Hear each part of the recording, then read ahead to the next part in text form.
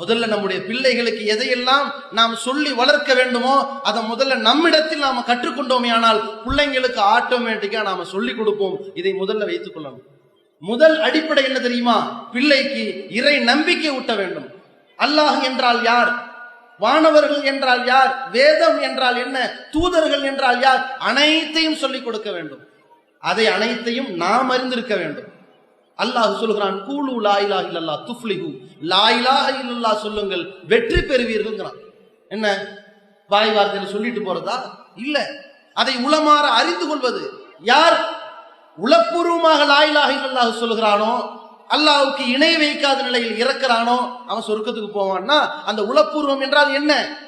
அல்லாஹ்வுக்கு நிகர் யாரும் இல்லை, அல்லாஹ்வுக்கு இருக்கக்கூடிய ஆற்றல் யாருக்கும் இல்லை, அல்லாஹ்வை தவிர வணக்க வழிபாடுக்கான தகுதி எவருக்கும் இல்லை என்று உளப்பூர்வமாக நம்பி இருக்கிறோமா?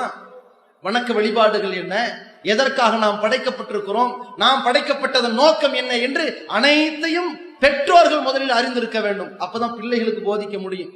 இரண்டாவது, நாம் எந்த இறைவனை நம்புகிறோமோ அந்த இறைவன் விஷயத்தில் உறுதியான நம்பிக்கை இருக்க வேண்டும்.